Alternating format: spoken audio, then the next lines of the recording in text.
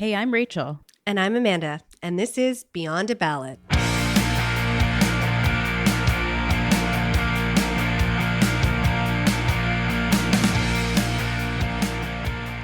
Welcome to another episode of Beyond a Ballot. It is budget week. We're excited. You're going to hear how excited we are. And we've been talking about the budget for a few days now. Don't worry, we have not worn ourselves out. We are pumped. Hi, Rachael. Is this the most interesting political week of the year? What do you think? It sure is.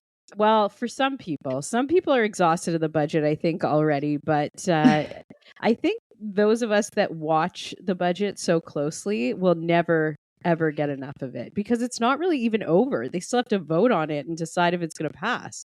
Yeah. So we have weeks of conversations ahead and of us. It's been going on for weeks. It has. This is the longest running budget in federal history, maybe. I don't know. Maybe our special guest will tell us. Budget that keeps on giving, or does it? Or does it? We are going to talk about that. We are thrilled to have with us Vassy Kapelos, Chief Political Correspondent for CTV, here to tell us everything that she knows about budgets, traditions, what's going on in Ottawa on a budget day. We're also going to dive into this year's budget specifically and some of the big themes. Vassy, we love you. Welcome. Goodness, I love you guys back. I'm so pumped to be back. Thank you for having me. Thank you for coming. Yay. It's been quite a week for you. Are you tired? Are you just I live in about the budget? No, anyone with kids knows you just live in a perpetual state of tiredness, but I'm not tired. I had adrenaline this week. It was super fun. I'll crash this weekend probably, but it was fun. Yeah, you deserve it. You did a lot of coverage of the budget, including prior to the budget being announced and obviously afterwards, talking to many different people, many different parties, breaking it down. I think we need to just start, though, with the fact that most Canadians don't even really understand what the budget is. So can you tell us what is a federal budget? Well, there's I think a simple way to translate it. I mean, most of us run our homes on a budget, and it's not a whole lot different. It's essentially the federal government's spending and revenue plan. And then beyond that, where they're left at the end of the day, just as you and I, both of you and I would be in our bank accounts or otherwise. So essentially, it lays out how they anticipate the revenues that they've brought in or will generate through other means will be spent. And through that, we're able to identify essentially what they plan to do as a government and what priorities they plan to focus on. So it's not actually as much an exercise in like what's happened and the numbers as they exist. It's actually like an exercise in forecasting and laying out a plan for the future, both the near term, but also the middle term and the long term. And I think that's sort of the simplest way to explain it. They lay out that plan.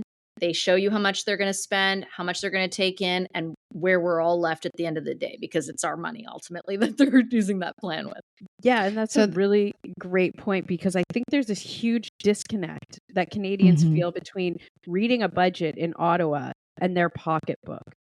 And so how can we correlate? How can we change that message to get Canadians to really recognize that when the government in Ottawa is reading this budget, it's really taxpayers that are the ones fueling it?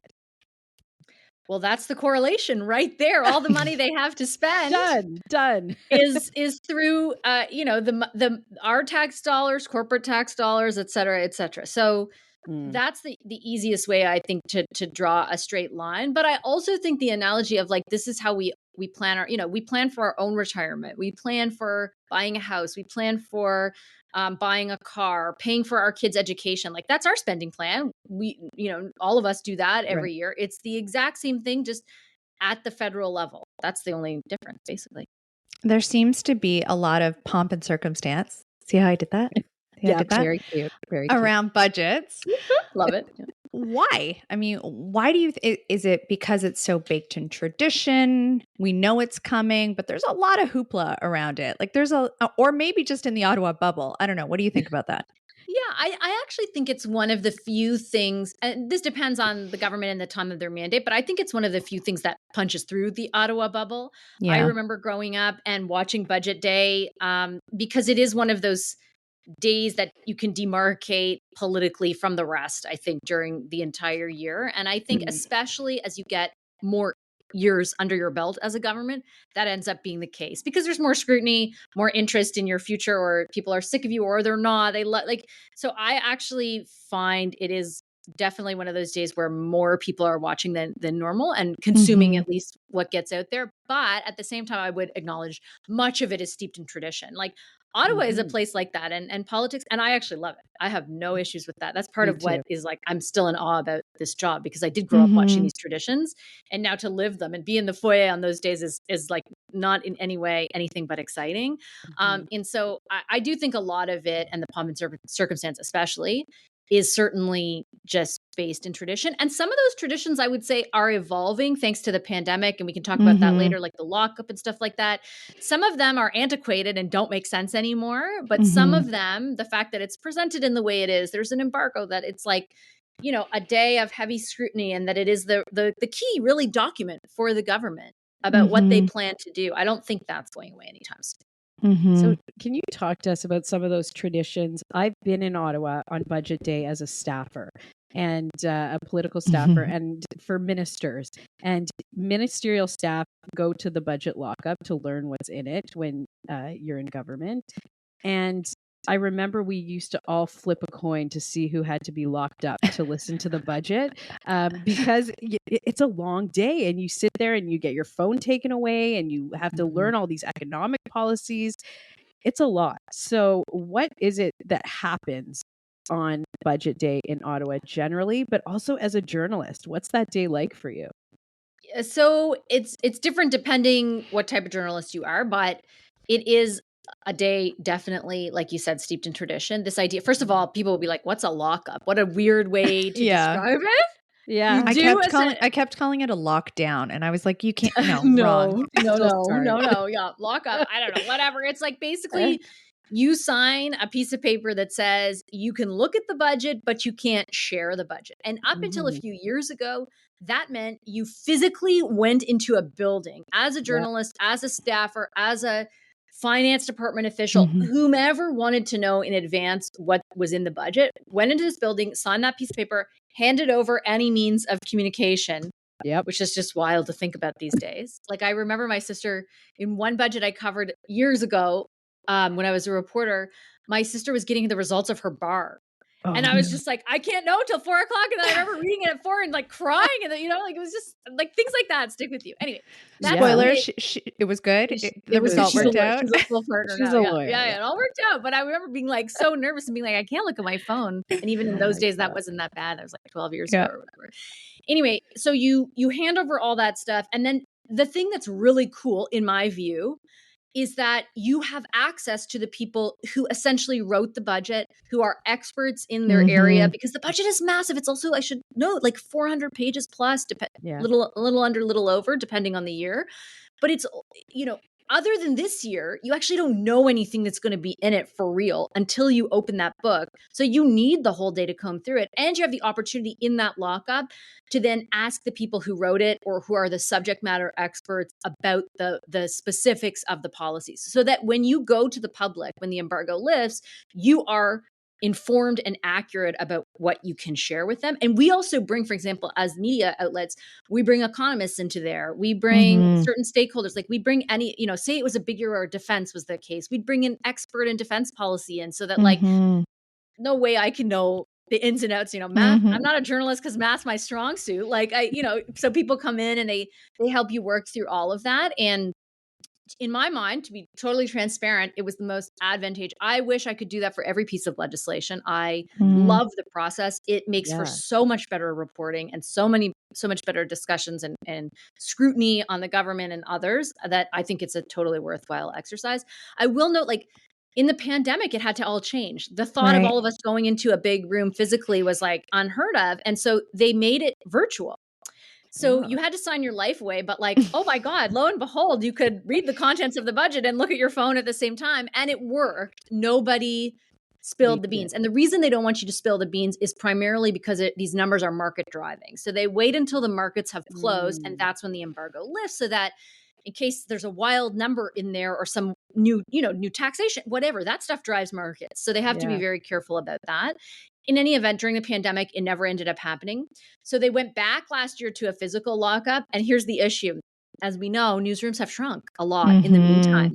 And so there's a lot of negotiations that went underway this year to create a hybrid situation, because the reality of putting every physical camera person and editor into one building, which is what you do as a media outlet, for example, like we all go in because you have to cut the stories in there and you have to do your cameras and everything. It's just like, if something else happens, we can't go to it. And it doesn't make logistical sense anymore. So there was an agreement reached, and it ended up being hybrid, still kind of focused on the physical, which I think is weird and antiquated and probably on its way out over time once we acknowledge the true realities of everything these days. But that's basically how it worked this year, and how it's worked in the past. There was another unusual element this year, and that is that a bunch of the budget was revealed prior to budget day. So for our listeners who aren't aware, how unusual is that? I don't know that it's happened federally before. It's happened provincially. You may know better than I would. And also, what did that look like for you? How did it change the way we covered it, the way we talked about it? Do you think it set the government up for success or no? I'm curious about your take on that. Such a great question. It's definitely, the first thing to note is exactly what you did. Like, it's a different strategy to employ. This was, I think, my 11th federal budget, and it's never been the case. Like, the best we could hope for 10 years ago was a leak about the pennies. And that was like 2 days before. And like, this leak thing was ridiculous. Like, every year, what normally happens is the day before the budget, the government has their preferred outlets and they leak one thing or two or three that they think will generate a succinct and landable headline for them, or series of headlines. And that's it. Right. And then you learn everything in that day and go through that crazy experience that I mentioned. In this case, they did do that. I had heard that there was some of that around the Martin years, which I obviously was a teenager kid watching. So I didn't know that to be true, but some people have remarked that was the case. But certainly, like, I went through the end of the Harper years and then this whole government, and that's never been the case. And I covered provincial budgets in Saskatchewan and Alberta, and there it was the same thing. You sign your life away, you hand over your phone, like you live in a little vacuum for a day. So as a journalist, I freaking loved it. How can I complain that there's news every day? And the more so, the ability to properly scrutinize each policy announcement and spending announcement on its merits. So instead of, like, what happens during the day, now I do a show. Before, I used to do a 2-minute story. When I went into budget lockup, you got to pick what you think is the most important stuff. Like, my goodness, how much stuff gets dropped because of that process. You have to make it digestible. So again, it's like synthesizing. In the past 2.5 weeks, we could take each announcement on its merits, figure it out, learn about it, grill the minister on it. And they, to give them credit, they put up the ministers each day for those announcements. And then by the time budget day arrived, like, you're just armed with a different sense of what you can focus on, what you want to focus on, what questions you should be asking, that kind of thing. Like, it was a novel experience for me, because I'm not in the lockup anymore, because I host the coverage, and our coverage starts before the embargo lifts. So normally it's like pure, complete panic for me, like trying to read as much as I can while I'm on air, right before I interview people from the parties about it. And this year, that panic was like, literally, my producer was able to come up with one piece of paper. Here are the numbers. Here's what's new in this, which was very minimal compared to what had been announced, and like, have at her. And so that made a big difference. As for whether or not it sets the government up for success, that's going to be such a fascinating thing to analyze going forward. I have no idea what the answer is. I think that in advance of the budget, look, this is, to be frank, the first specific strategy they have employed since Pierre Poilievre became leader that is meant to do something different. They want to maximize the impact of, and you guys would know better than me, maximize the impact of this, which they view as their quote unquote statement of purpose, so that they can then, jump off that in the next budget and then go to the electorate with it, with a proof point about what they what they feel they can do for people who are, most filled with angst at this juncture.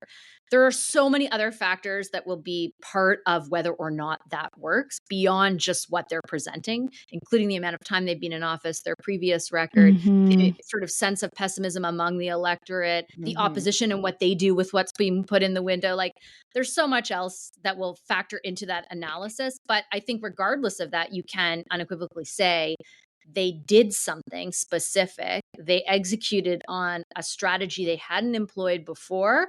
And now we'll see what happens. How was the mood in Ottawa on budget day? Did this year feel different than other years?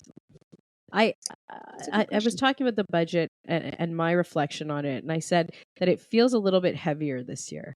Is that how it felt in Ottawa, or was it a jubilant celebration as it There's had no been? jubilance anymore. There Let's just put it that used way. to be. When I was a staffer, we had very jubilant celebrations. There's jubilance when you're a majority government and you're in the first 2 years of your mandate and delivering your budget. After that, I would say I have not. And when like the economy's firing on all cylinders and people are like, this is not a jubilant time for Canadians. So there's like no jubilance. And it's pretty, I'm sure you've noticed, pretty like acrimonious between the political parties. Like, we're at a time in this political arc where like people are full of angst, politicians are full of angst for different reasons, and it's all coming to a head. I don't think it's particularly like super heavy because of that, but it's definitely, there's no like Pollyanna story in all of this at this point in time. And even the focus of the budget, like if you think about it, it's so much so focused on people who feel in that younger generation that they like can't get ahead. And you hear them talk about it over and over again. Like, that's a reflection of the mood of the country right now, and a kind of mood of politics as well, right? Like, there's real problems going on. And I definitely didn't sense too much jubilance, but I think there's like a level of optimism among Liberals, but a lot of nerves as well. Like, this feels like a real sort of, not, I don't want to say final, but last or something like that, kick at the can, where a lot of effort's being put in. If it doesn't work, they know the stakes are high. Yeah. So I think there's a sense of heaviness in that respect. As far as the opposition, it's interesting. Like, I mean, we can talk about this later, but I think there's actually a strategy being employed not to give too much attention to the budget, because the government has sort of driven the narrative around it, and they're able to, because that's what governments can do. They can do things, whereas opposition can't. So, and largely other messages have been more winning for or more popular for the opposition. So I'm not sure if they, like, even if you look at Pierre Poilievre's statement in the House, right, it was like one line. Yeah. Boom, boom, boom. So I that contributes also to like the mood around it and stuff. That's so let's talk about, for people who are listening in and they've read some headlines about the budget, or maybe they heard some of the announcements leading up to the budget, what would you say were the main themes of this budget? If you're just tuning in now, you're trying to get a sense of like, what was this budget about? What were they trying to convey? How would you summarize it? Okay, so I would say, and this is what the government says this is about. So I'll say what the government thinks it's about, and then sort of what else I would add to that story. Okay. They think it's about three things, and I'm sure you guys will identify this too. Basically, generational unfairness with respect to housing affordability or a lack thereof. More generally, issues of affordability or lack thereof. And third, economic growth. So they have very specific ways that they feel like those things need to be addressed, but they have essentially identified those three things as the things that need to be addressed. And that's what they want their budget to be about. And I would rank those in a hierarchy exactly as I have, meaning the main story they want out of this is we are addressing generational unfairness.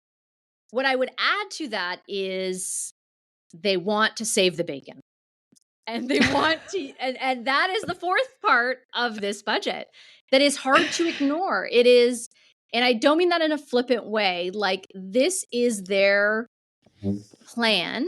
This is what they are putting forward to try and convince Canadians to come back to them and to vote for them ultimately in the election. So there is a huge political imperative driving this budget as well, because I think a valid criticism of them is many of the things they're now very rightly identifying they did not identify earlier, and that has been to their detriment. And so this is meant to address that. And will it? Can they play catch up like this? I mean, that is the billions-dollar question. I don't have a crystal ball. I think we'll, though, I'm sort of like, I don't think we'll know in the immediacy, but I don't think it will take that long to find out either. And I don't think you're going to see like a 20-point reversal in the polls. But if you see some movement, not even just, let's say, 3 to 5 points at the top line, but at the underlying stuff, and particularly in their internals, when you start to see, favorables for either the prime minister or Poilievre, like any of those type of indicators change, then you might have some indication. Like if something changes, that's essentially it. Like, can they move the needle at all? I don't know what the right amount is or what amount will provide sort of like, oh, this worked and we're back in the fight or whatever.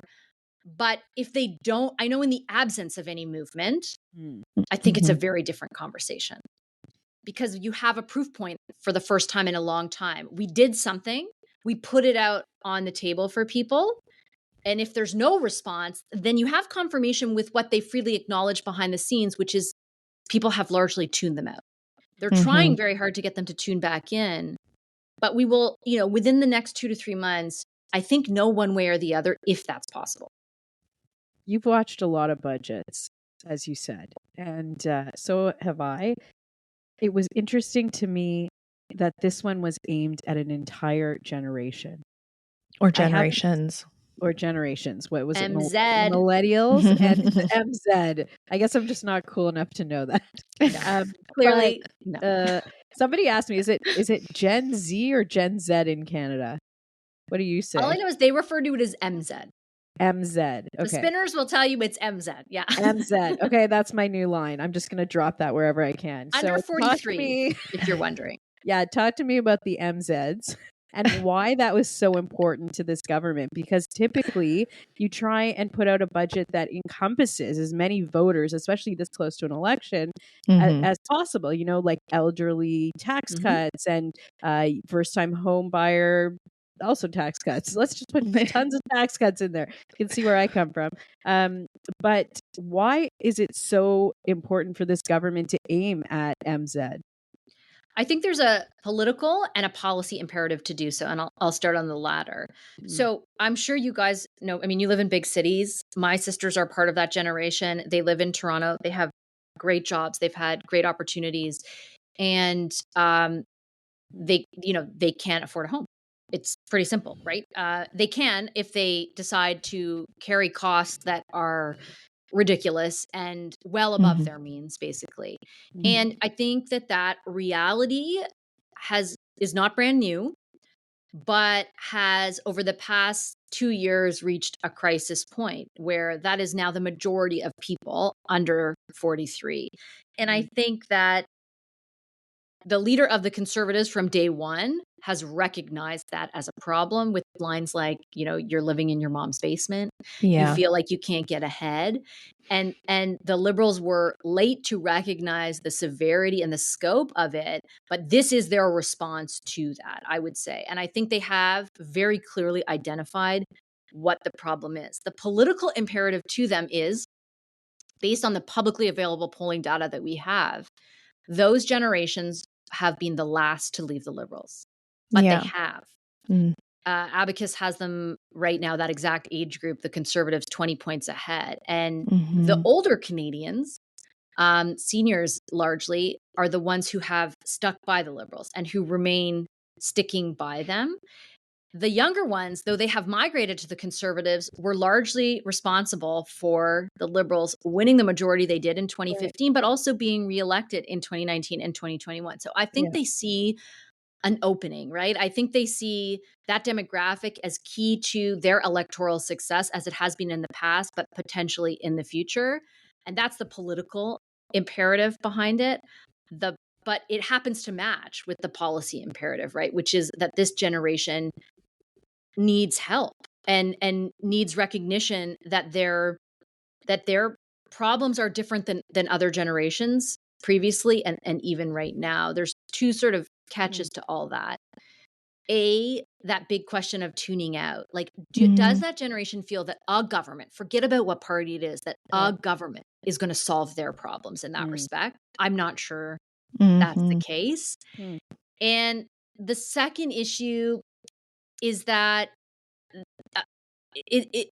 that essentially it's not clear that not only have they tuned them out, but like, will you be able to get them to tune in, and then will they be convinced what you're pitching is able to, you're going to be able to execute on it, right? Because you have to have that faith, because none of the stuff is going to happen overnight. Like, it's basically they're banking on those young people having faith in them to do that, because even though it's a plan a year and a half out, like, those 3 million homes are not getting built in the next year or a year and a half. It's going to take the better part of a decade for that to happen. So you're kind of, you think maybe by putting specifics in the window, you'll convince them that you're better suited to attack the problem. But it's hard to determine whether or not people in that age group are necessarily going to feel that. The other gamble the Liberals are taking, and they will say this very openly, is it's not about excluding other generations, but they're banking on the idea that those generations, their primary source of angst is the fact that their kids and grandkids are up against the wall when it comes to this stuff. And so they will be like, we endorse that your focus is on them, and we can see ourselves politically rewarding you for that, because we agree this is the biggest problem as a society we're facing right now. So I, again, don't know if that's going to necessarily be the case, but that's the calculation they've made. That was a beautiful breakdown. That was so good. That was so good. Thanks. There was a lot of talk of housing leading up to the budget, a lot of announcements.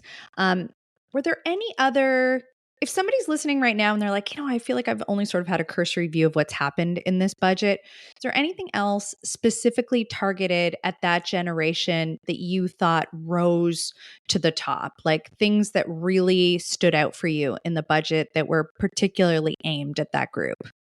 I thought the housing was certainly the primary one, and not just like boosting the supply, but also around renting, and sort of the specific sort of focus on renters' bill of rights. Like, all of this again has to come to fruition, but that sort of stuff. The other maybe thing that I would flag that doesn't have a lot of meat on the bone yet, but could be of interest moving forward is, and this might be nerdy, but like the AI stuff. It's a big chunk of change that they put to it. And I think the best way it's being described to me, and this is not from people in the government, but like AI in the next 25 years is what the internet was over the last 50. Right. And like, it is the future. And on a lot of things like that, we always seem to be playing catch up in this country. Like, we're not necessarily on the forefront of, so I think that AI will be a huge thing in our lives and younger people's lives. And so that might be something to watch. There weren't a huge amount of details attached to that announcement. There was basically just the money and sort of broad level. We think there are opportunities. They've never yet characterized, I think, very specifically what they feel the risk that AI poses, because don't forget, we're like confronted with the possibility it's going to end humanity. So it'd be nice to know if they think that's actually going to be the case, or how they might stop it. But not to say that they'd be able to do so alone. But I do think that part was like fairly relevant. But no question to me that the purpose of this budget, when it came to that generation, was to make sure the government is seen as activists, and that's a word the Minister of Finance used, activists in ensuring they can afford a house at some point. Not to say it's going to happen. I'm just saying that's what they think. Yeah. Was there too much housing in the budget? That's what I keep going back to. Those people could potentially be 35, 45 by the time we see like real housing numbers come out. Was there too much investment in housing in this budget, as opposed to more short-term solutions? You talked about rental, and yes, there was a lot of rental stuff in that. The provinces are working on that as well. But did they put too much focus on the long-term housing solutions? I think the problem with the solution to the housing issue is that there are very few short-term ones. So it's a difficult political point to land as well, right? Because of how long it will take for what they're proposing to materialize. I mean, in theory, if things start to change, and by the way, it's fair to also say, like you pointed out, the provinces have a lot of jurisdiction over this and policy levers at their hands. So do municipalities. But let's be real, the interest rate situation is driving a lot of things right now as well. Like there are apartment buildings and condo buildings in Toronto that have stopped construction because the cost of building this stuff right now is very expensive. Like those are regular market forces at work as well. So if those start to ease, maybe the plan that's put in place, and if everyone starts working together like some big kumbaya situation, maybe the plan in place could accelerate. But ultimately, if you're looking to the supply side of housing, there are no short-term solutions, which could potentially mute the political impact as well. Where the interesting story might end up being is on the demand side, because part of what is driving the acuteness of the crisis right now is the influx of temporary residents to this country in the past 2 years. It is astronomical. And the government has now, and I think you could fairly use the word finally, acknowledge that's the case. They've brought in new caps for temporary foreign workers as well as temporary students. And once the impact of that, which could be felt as soon as this coming year, starts to roll through the housing sector, you might see a more pronounced impact much sooner than you will ever see on the supply side on prices. But that again, I mean, once interest rate starts going down, that could counteract that as well, right? Because then demand will jump back up. So it's like, it's a very difficult calculation. I would watch the demand space. What a nerdy sentence to say, but like, it kind of going forward, like what a loser I am, but only because the minister, and there's a piece in the Star today about new plans for temporary foreign workers. The minister was pretty clear, like when I interviewed her and in other instances, I'm sure as well, that she thinks there's more work to do on that side. Like there is an actual acknowledgement in the government that the demand side got out of control. And that, to be clear, that's no knock on immigration or the function of immigration or the value we place on it as Canadians. It just got out of hand at a time when it could not be absorbed by the economy or the housing sector. Like that's what makes it out of hand. Nothing to do with the concept of immigration or the immigrants themselves.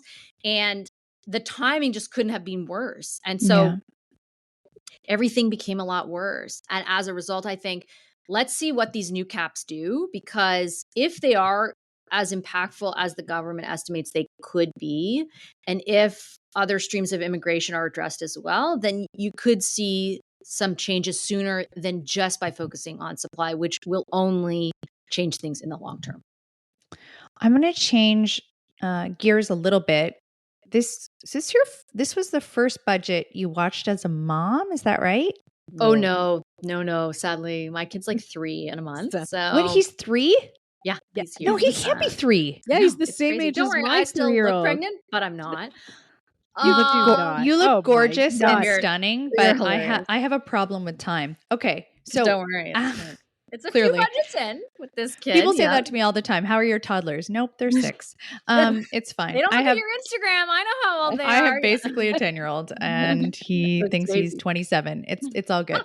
But when I started listening to budgets as a mom, there were things that mattered to me more, right? Because I was paying attention to them in ways, or aspects of them in ways that I hadn't before. I'm curious, as a mom, and for moms that are listening, what things stood out for you in the budget, if anything? Was there anything directed to the moms?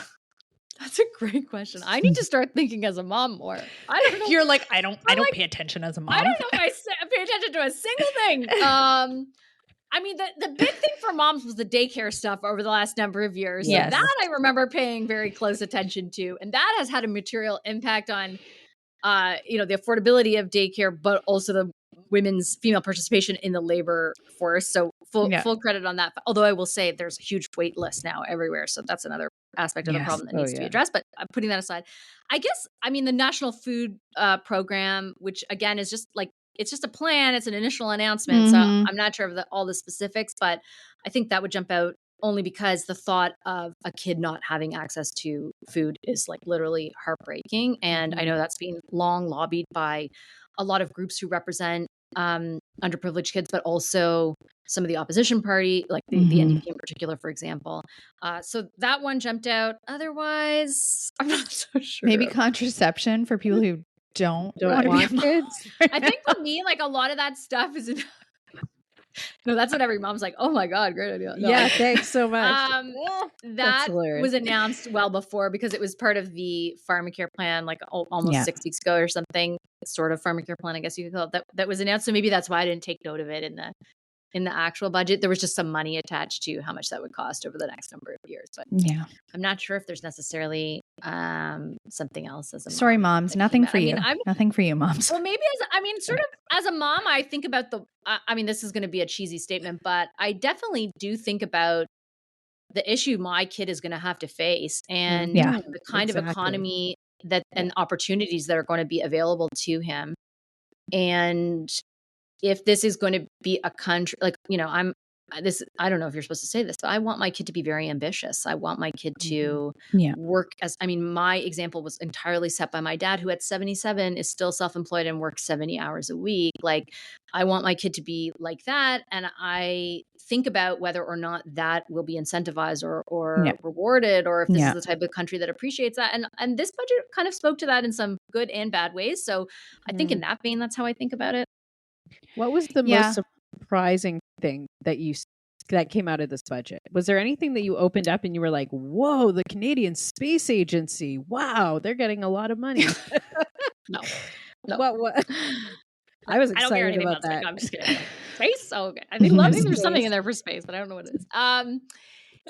Yeah, I mean, okay, so there was nothing. I actually opened it and was underwhelmed on the day of. And I don't mean that in a necessarily pejorative way. I thought that there would have been something else put in the window beyond the numbers, because I didn't think that the Liberals would want the numbers to be the entire story. Right. So I was a little bit surprised that there wasn't like the penny or something, like not massive, but like something that would have generated a different headline other than the level of spending, which I understand they feel is the necessary level of investment. But from a like naked media perspective, the idea that like all the headlines could read $50+ billion in spending was surprising to me. And then the revenue side was surprising to me as well. So I listened to all the speculation. I listened to what they did and didn't rule out in advance. I think they strategically set expectations where they were for all this stuff that could happen on the corporate side and for wealthier Canadians. And then they came in with something that was more specific, but I'm also unsure if that's landing exactly the way that they thought it would, or going to serve the exact political purpose that they thought it would, which was to create a real cleavage and contrast with and a wedge with the Conservatives, basically. So I'm not sure how exactly that part would play out. I'm not sure if it's going to do exactly what they think it's going to do. And I didn't necessarily expect to see that particular measure in there.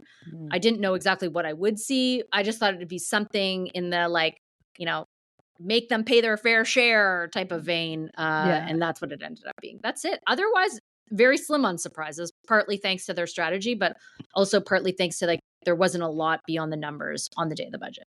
Okay, so let's dive into that strategy, because post-budget and to this day, Jagmeet Singh, the leader of the NDP, who has a supply and confidence agreement with the Liberals to support them in confidence motions, the budget being an automatic confidence vote, he has said that he actually has made no commitment to support this budget. He's playing very coy, and I'm dying to know what he's going to do because I love elections. But what do you think is happening there? Why is the NDP not coming out and supporting it? What is the political posturing that's happening post-budget with all the posturing? Parties? Definitely posturing is the right word to use. Great. Yeah. Look, I've been wrong, as my husband would point out, on multiple occasions. I would bet some good money there's no way in hell that the NDP doesn't support this budget. They have an agreement to support them on matters of confidence. There's like two things that they don't like about the budget. I think they are essentially saying what they're saying right now about analyzing it because they cannot look to be more so a part of the government. They're trying to delineate between themselves and the government, and that's fine. Like you know what I mean? Like I sound too trite. I don't mean it like that. Like obviously you're going to do that. You're going to try to win more seats in the next election. You don't want to be entirely thought of as the Liberals, but that's their endeavor here. I would die of shock if they did not support this budget. If you want to be at 18 points in the polls and head to the electorate, right? have at her. Exactly. Like There is no way they or the Liberals want to go to the polls right now. Like, duh, I know, but why won't he just say it? Why won't he just say it? Because he needs to show the electorate that he is not part and parcel of the government, and he needs to delineate himself on some positions. And, to be fair to him, particularly on the revenue side and the corporate side, he does have a different posture. He has also demarcated himself around the elimination of public service workers through attrition.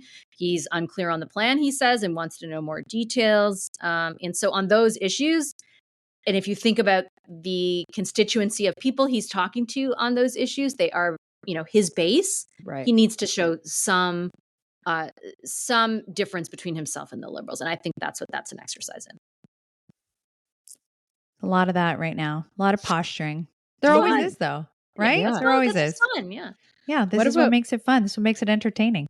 But what about the Conservatives? What are they doing? You touched a little bit on them, you know, maybe not diving into a response on the budget. What's happening? I guess they have the most to lose because they're so far ahead.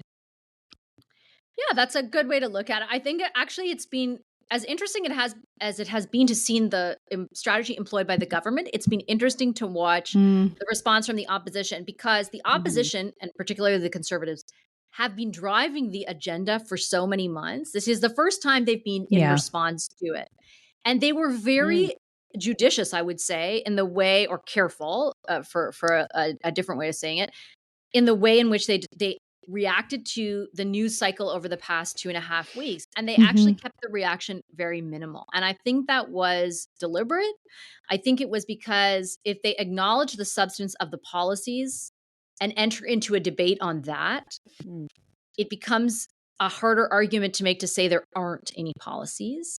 And an easier political argument to land, which they have successfully been doing, is the policies that are already in place aren't working for you and things suck. And that's not to take away from that message, because a lot of Canadians subscribe to it and are experiencing it. But I think once you enter into a debate on the terms the Liberals have set forth, it's a debate that they're no longer leading, right? And that they cannot use to their political advantage in the same way. And so I have noticed very much so, even like I pointed out in the House, there was no long response from Pierre Poilievre. It was a 25-second response. The other interesting thing, as far as the Conservatives go, we'll be watching to see how this wedge that the Liberals are trying to drive plays out.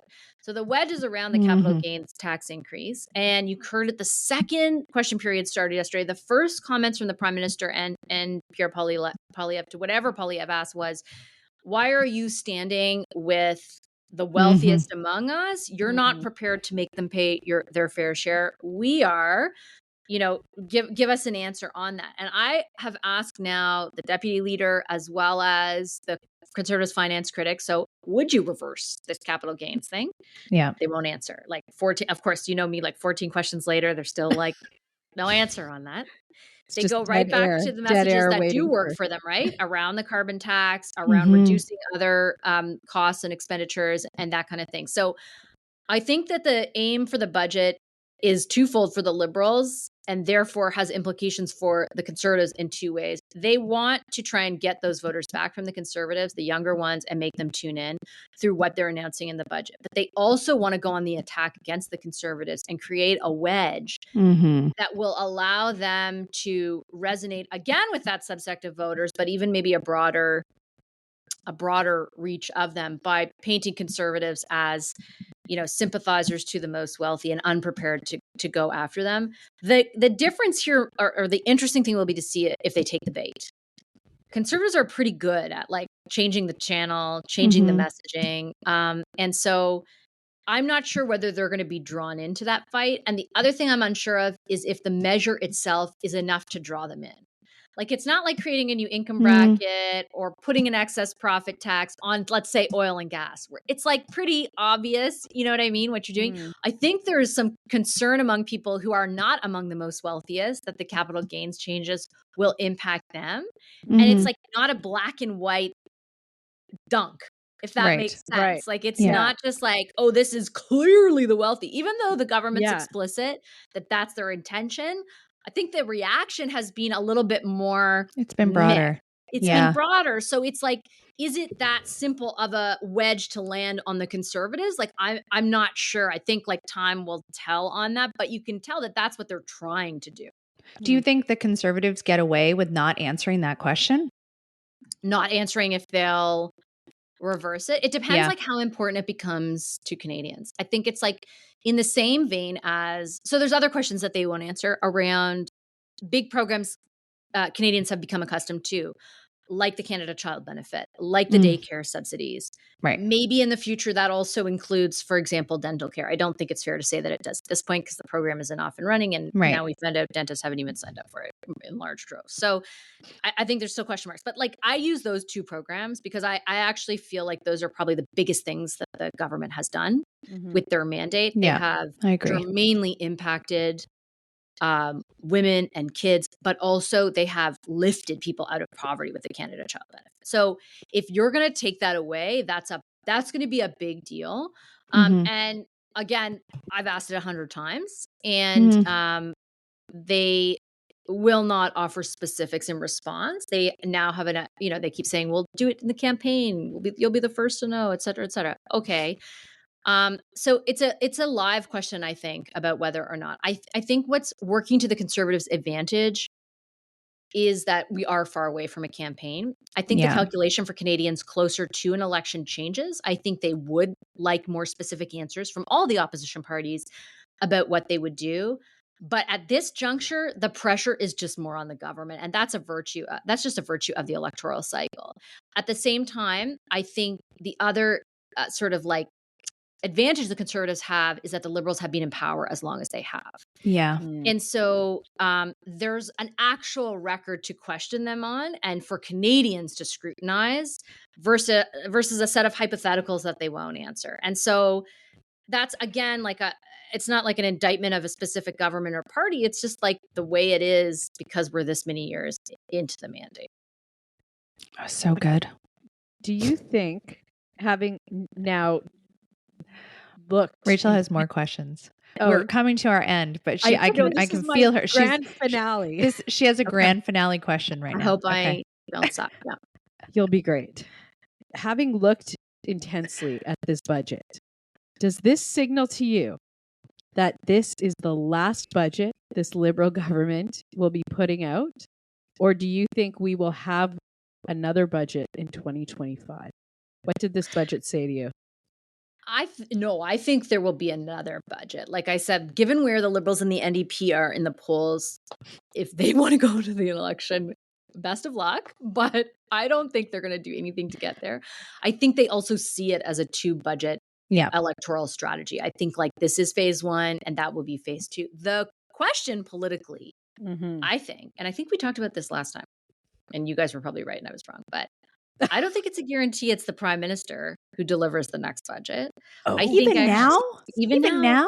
Yeah. I'm with you. Okay, well, Vassy, this is so interesting to me. I know I'm the weirdest. No, I agree with you fully. It's basically May of 2024. I know, but okay, game it out for me. If for example, they keep losing ground to the Conservatives and they hit the summer and they've lost another 2 or 3 or 4 or 5 points. Yeah.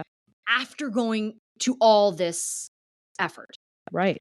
Like that's a pretty hard mountain to climb. What's the last shoot to pull? That is a partial indictment of the messenger, regardless of like how anyone feels. Like it's I don't know how at that point, however, like the world works in different ways. And I understand that they have a view of themselves and the people surrounding him have a view and all that kind of stuff.